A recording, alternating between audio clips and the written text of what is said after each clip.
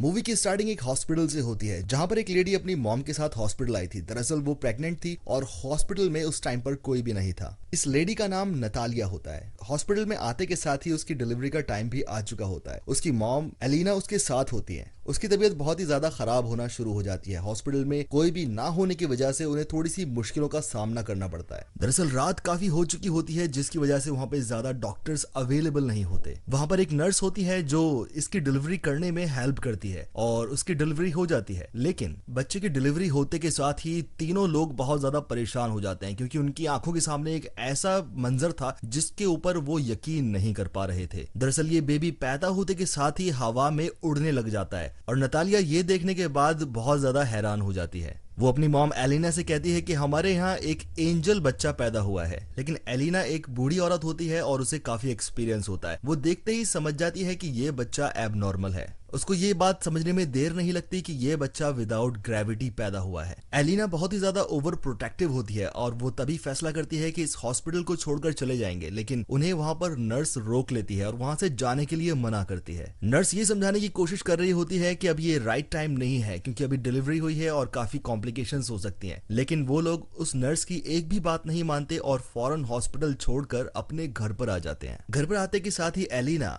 Natalia से एक question पूछती है जो कि बहुत अजीबोगरीब होता है। वो पूछती है कि इस बच्चे का फादर कौन है। लेकिन नतालिया को ये याद ही नहीं होता कि इस बच्चे का फादर कौन है। एलिना अपनी बेटी से बताती है कि ये बच्चा नॉर्मल नहीं है और इस बात को हमें राज रखना होगा क्योंकि अगर ये सीक्रेट हमारा बाहर निकल गया तो इस बच्चे के लिए बहुत सारी प्रॉब्लम्स खड़ी हो सकती हैं। इसके बाद दोनों माँ बेटी मिलकर उस बच्चे का नाम सेलेक्ट करते हैं जिसका नाम ऑस्कर रख दिया जाता है। लेकिन ऑस्कर सच में एक नॉर्मल बच्चा नहीं था और उसे संभालना बिल्कुल भी आसान नहीं था। जब भी ऑस्कर को अकेला छोड़ा जाता था वो छत से चिपक जाया करता था जिसकी वजह से उन्हें बहुत सारी मुश्किलों का सामना करना पड़ता है। ये देखने के बाद एलिना अपने पोते के लिए एक बेड बनाती है जिसकी वजह से वो बच्चा जमीन पर ही रहे और छत के ऊपर भी बहुत सारी ऐसी चीजें लगा देती है जिससे बच्चे को कोई भी नुकसान ना हो पाए। दोनों को इस बात का भी था कि अगर किसी दिन बाय चांस इसको अकेला छोड़ दिया तो हो सकता है ये ऊपर हवा में उड़ जाए और स्पेस के अंदर पहुंच जाए। इस वजह से एलिना और अगाथा बहुत ही ज्यादा कॉन्शियस हो जाते हैं अपने बेबी के लिए। जैसे जैसे समय बीतता जाता है ऑस्कर बड़ा हो जाता है और थोड़े समय बाद वो तकरीबन 8 साल का हो जाता है। विदाउट ग्रेविटी पैदा होने की वजह से उसे घर पे ही रखा जाता था। उसकी नानी उसे कभी भी बाहर नहीं जाने दिया करती थी। घर पे रहने की वजह से वो ज्यादातर कार्टून्स देखा करता था और उसे सिर्फ सुपरमैन की ही कार्टून्स पसंद थी और अपने आप को भी वो एक सुपरमैन ही समझा करता था।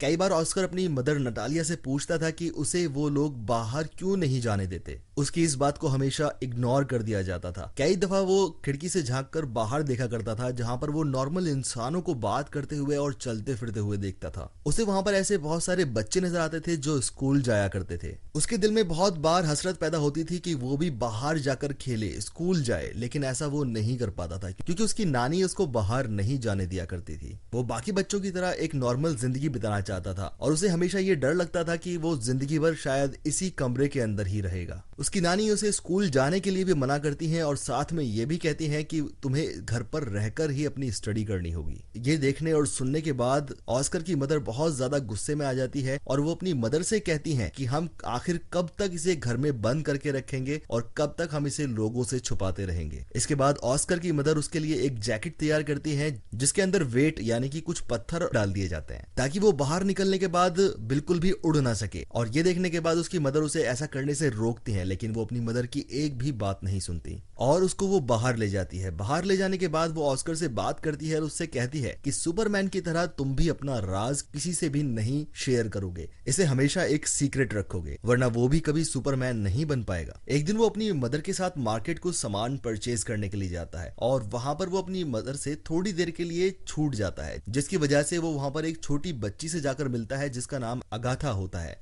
ऑस्कर उससे टकरा जाता है जिसकी वजह से उस बच्चे के हाथ में रखा सामान जमीन पर गिर जाता है। ये देखने के बाद अगाथा ऑस्कर के ऊपर बहुत चिल्लाती है और अपना सामान उठाती है। उस सामान में से 2 पानी की बोतल निकालकर वो ऑस्कर के हाथ में थमा देती है और कहती है कि तुम्हारी पनिशमेंट ये है कि तुम इन बॉटल्स को मेरे साथ मेरे घर तक छोड़ने जाओगे। ऐसा करने से ऑस्कर उसको मना कर देता है लेकिन अगाथा छोटी होने के बावजूद भी उसको बहुत ज्यादा इंसिस्ट करती है और मना लेती है। अपनी मदर को आसपास ना पाकर ऑस्कर उसके साथ उसके उसके घर उसको छोड़ने के लिए चला जाता है। अब ऑस्कर के हाथ में 2 पानी की बॉटल्स होती हैं और उसकी पॉकेट के अंदर पत्थर भी रखे हुए होते हैं, जिसकी वजह से वो अपने आप को बहुत ज्यादा हैवी फील कर रहा होता है। तो तभी वो अपनी पॉकेट से दोनों पत्थर निकाल कर जमीन पर फेंक देता है। रास्ते में चलते चलते ऑस्कर की फ्रेंडशिप अगाथा से हो जाती है और वो उसके घर पहुंच जाते हैं। अपने घर पहुंचने के बाद अगाथा उससे पानी की बॉटल्स मांगती है, लेकिन ऑस्कर उसको पानी की बॉटल्स देने से मना कर देता है, क्योंकि उसको ये अच्छी तरह से मालूम होता है कि अगर उसने ये सारी बॉटल्स उसको दे दी तो वो पूरी तरह से खाली हो जाएगा और बिल्कुल भी वेट ना होने की वजह से वो हवा के अंदर उड़ना शुरू हो जाएगा। अगाथा बहुत ही ज्यादा इंसिस्ट टाइप की लड़की होती है और उसके हाथों से पानी की बॉटल्स छीन लेती है। जैसे ही वो पानी की बॉटल्स उसके हाथ से लेती है वो हवा में उड़ना शुरू हो जाता है। लकीली जहां पर ऑस्कर खड़ा हुआ होता है वहीं पर एक सनशेड लगा हुआ होता है,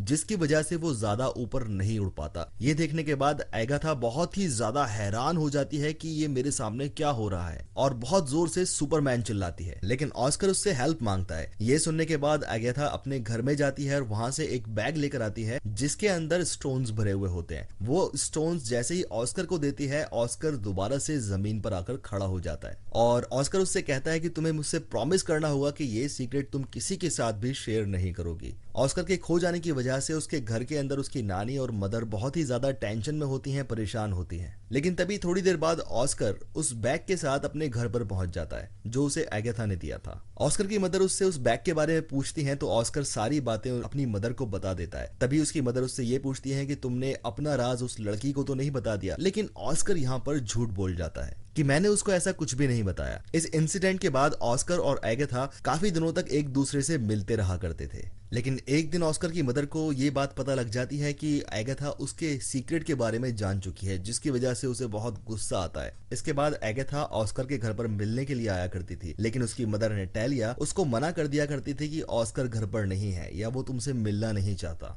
इसकी वजह से ऑस्कर ज्यादातर अपनी विंडो पर समय बिताने लग गया था और इसकी वजह से आसपास के नेबर्स की निगाह ऑस्कर के ऊपर पड़ जाती है। इसके बाद वो सोचते हैं कि शायद ऑस्कर की मदर और उसकी ग्रैंड मदर शायद इसके ऊपर बहुत ज्यादा टॉर्चर करती हैं, इसको घर में बंद करके रखती हैं, क्योंकि ऑस्कर स्कूल भी नहीं जाया करता था। यही सारी बातें सोचकर वो सारी लेडीज पुलिस को इन्फॉर्म कर देती हैं कि यहाँ पर एक बच्चा है जिसको टॉर्चर किया जाता है, उसको स्कूल नहीं जाने दिया जाता। नेक्स्ट डे देखते हैं कि यहाँ पर पुलिस आ जाती है और पुलिस सारी इन्वेस्टिगेशन के बाद उन लोगों को वार्न करती है कि तुम्हें ऑस्कर को स्कूल जरूर भेजना पड़ेगा। इसी वजह से ऑस्कर की मदर उसका एडमिशन स्कूल के अंदर करा देती हैं और उनको इस बात का भी इल्म हो जाता है कि ऑस्कर अपनी लाइफ कभी भी नॉर्मल इंसानों की तरह नहीं जी पाएगा। बार बार उन्हें ऑस्कर का ख्याल आ रहा होता है, जिसकी वजह से नटालिया और एलिना बहुत ही ज्यादा उदास होती हैं, वो रो रही होती हैं। इसके बाद नटालिया और एलिना एक चीज डिसाइड करती हैं कि हमें इस जगह को छोड़ देना चाहिए, जिसकी वजह से ऑस्कर को ज्यादा परेशानियों का सामना ना करना पड़े। वो एक दूसरी लोकेशन पर काफी दूर जाकर शिफ्ट हो जाते हैं। कुछ सालों बाद का फिर सीन दिखाया जाता है जहां पर ऑस्कर पूरी तरह से जवान हो चुका होता है। यहाँ पर हम देखते हैं कि उसकी मदर ओल्ड हो चुकी होती है और उसकी नानी की डेथ हो चुकी होती है। इसके बाद हम देखते हैं कि ऑस्कर के पास वही पिंक कलर का बैग होता है जो उसे अगाथा ने दिया होता है। वो इस बैग को कभी भी अपने से दूर नहीं किया करता था, इवन कि उसे इस बैग से इतना ज्यादा लगाव था कि वो सोते वक्त भी इस बैग को अपने साथ लेकर सोया करता था। उसका लाइफस्टाइल अभी भी वही है जो बचपन से वो जी रहा था। ऑस्कर और उसकी मदर एक दूसरे का बहुत ज्यादा ख्याल रखते थे, लेकिन अंदर ही अंदर ऑस्कर घुट रहा होता है। उसे इस जिंदगी से बहुत ज्यादा परेशानी होने लग जाती है, वो फेड अप हो जाता है। वो अपने इस सीक्रेट को छिपाते छिपाते परेशान हो चुका था। तभी वो सोचता है अगर मेरी इस एबिलिटी के बारे में दुनिया को पता लग जाए तो मैं बहुत जल्द फेमस हो सकता हूँ, क्योंकि उसका सुपर हीरो सुपरमैन था और इसी वजह से वो सोचता था कि अगर ये बात दुनिया के सामने खुल जाए कि मैं एक मैन विदाउट ग्रेविटी हूँ तो शायद मेरे ऊपर भी फिल्म्स बनेंगी और मेरे ऊपर भी बुक्स लिखी जाएंगी। जब ये बात उसकी मदर को पता लगती है तो वो उसे समझाती है कि तुम ऐसा कुछ भी नहीं करोगे, क्योंकि उसकी मदर को ऐसा लगता था कि अगर ये सीक्रेट दुनिया के सामने आ गया तो ऑस्कर को मैं हमेशा के लिए खो सकती हूँ। ऑस्कर कुछ समय के लिए सब्र तो कर लेता है, लेकिन धीरे धीरे उसका पेशेंस खत्म होने लग जाता है। तभी वो टीवी पर एक टैलेंट शो की रिक्रूटमेंट देखता है जहां पर लोगों के टैलेंट को दिखाया जाता था। ये देखने के बाद ऑस्कर अपने घर को छोड़कर अपनी मदर को बिना बताए उस टैलेंट शो में पहुंच जाता है। जैसे ही वो अपना टैलेंट दुनिया के सामने दिखाता है वो शो उसी रात पूरी तरह से सुपर हिट हो जाता है और यही चीज उसकी मदर भी टीवी पर देख रही होती है, जिसकी वजह से उसकी मदर अपने आप को बहुत ज्यादा हेल्पलेस फील करती है, क्योंकि ऑस्कर रातों रात एक सुपरस्टार बन चुका था। सभी लोगों को ये बात पता लग चुकी थी कि ऑस्कर मैन विदाउट ग्रेविटी है, यानी कि एक सुपरमैन की तरह ही वो इंसान है। अगले दिन ऑस्कर एक आदमी से मिलता है जो कि एक कंटेंट मैनेजर होता है। इस आदमी का नाम डेविड होता है और वो ऑस्कर से कहता है कि मैं तुम्हारी फेमस होने में हेल्प कर सकता हूँ। वो ऑस्कर से साथ ही ये भी कहता है कि हम बहुत बड़े बड़े दुनिया भर के अंदर शोज करेंगे जिसकी वजह से तुम पूरी दुनिया के अंदर फेमस हो जाओगे। फिर वो ऑस्कर को एक जगह लेकर जाता है जो बहुत आलीशान होती है और ऑस्कर से वो कहता है कि ये जगह अब तुम्हारी है। और डेविड उससे एक कॉन्ट्रैक्ट पर साइन करवा लेता है क्योंकि ऑस्कर भी फेमस होना चाहता था, इसलिए वो साइन कर देता है। दोनों मिलकर बहुत बड़े बड़े शोज करते हैं जिसकी वजह से ऑस्कर पूरी दुनिया में फेमस हो जाता है। हर जगह ऑस्कर के शोज ही चल रहे होते हैं और इन्हीं शोज के चलते उसको नाम दिया जाता है the man without gravity. David और ऑस्कर बहुत सारे शोज कर चुके होते हैं और इसी की वजह से उन्होंने नाम, इज्जत, शोहरत और पैसा बहुत ज्यादा कमा लिया था। कुछ समय के बाद ऑस्कर को रियलाइज होता है कि जैसा कि वो बचपन में सोचता था कि मैं एक सुपर हीरो बनूंगा, सुपरमैन की तरह, वो ऐसा नहीं है। तभी वो डेविड से कहता है कि मैं ऐसा बिल्कुल भी नहीं बनना चाहता था, मैं सिर्फ एक हाथों की कठपुतली बनकर रह गया हूँ, मैं कोई सुपर हीरो नहीं हूँ और मैं सिर्फ एक लोगों का एंटरटेनमेंट बन करके रह चुका हूँ। क्योंकि लोग कभी उसे फोटो शूट में बुलाया करते थे, कभी कमर्शियल शूट कराने के लिए बुलाते थे और कुछ समय बाद ही वो इस लाइफ से भी फेड अप हो चुका होता है। हालांकि उसके ऊपर भी बहुत सारी बुक्स लिखी जाती हैं, डॉक्यूमेंट्रीज बनाई जाती हैं, शॉर्ट मूवीज बनाई जाती हैं और कुछ मैगजीन के अंदर तो उसकी मदर और उसकी ग्रैंड मदर को बहुत ही ज्यादा बुरा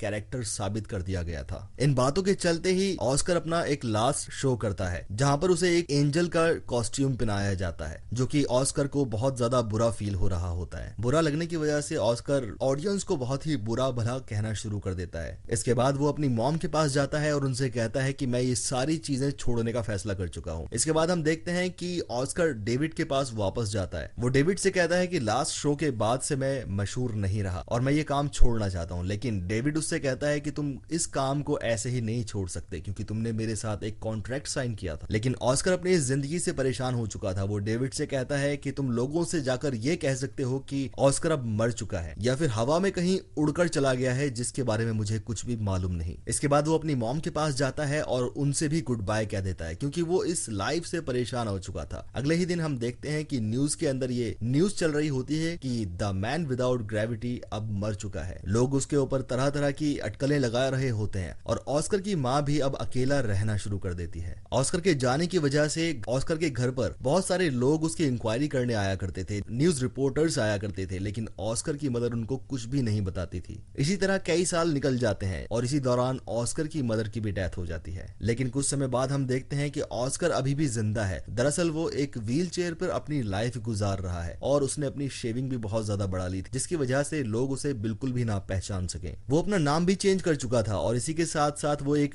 जॉब भी करता था जो कि एक होटल के अंदर एक रिसेप्शनिस्ट की जॉब मिली थी। उसका बिहेवियर लोगों के लिए बहुत ही ज्यादा अच्छा था जिसकी वजह से लोग उसको पसंद करते थे। एक दिन होटल के अंदर उसकी बचपन की फ्रेंड एगेथा उसको मिल जाती है। ऑस्कर उसको नहीं पहचान पाता लेकिन एगेथा उसको पहचान जाती है क्योंकि ऑस्कर ने वो बैग अभी भी अपने साथ रखा हुआ था जो बचपन में एगेथा ने उसको दिया था, जिसकी वजह से वो अभी भी जमीन पर था। एगेथा उसका पीछा करना शुरू करती है और उसको ये भी पता लगता है कि ऑस्कर ने अभी तक शादी भी नहीं की है। एगेथा अपनी पहचान बता देती है जिसकी वजह से दोनों बहुत ज्यादा खुश होते हैं। साथ ही हमें यह भी पता लगता है कि एगेथा की जिंदगी बहुत ही ज्यादा बुरी गुजर रही होती है। वो अपनी लाइफ से बहुत ज्यादा परेशान थी क्योंकि वो पैसे कमाने के लिए एक ऐसे प्रोफेशन में चली गई थी जिसको लोग बहुत बुरा समझते हैं। दरअसल वो जिस्म फरोशी के धंधे में उतर चुकी थी जिसकी वजह से ऑस्कर उसे डेली एक अलग आदमी के साथ देखा करता था और अंदर ही अंदर वो बहुत ही ज्यादा रोया करता था। लेकिन ऑस्कर इसके बावजूद भी कई बार अपनी दिल की बात एगेथा को बताना चाहता था, लेकिन एगेथा बहुत ज्यादा बदल चुकी होती है जिसकी वजह से वो ऑस्कर की बातों पर बिल्कुल भी यकीन नहीं करती, उसे इग्नोर कर देती है। दरअसल एगेथा की इस लाइन में पढ़ने की वजह ये थी कि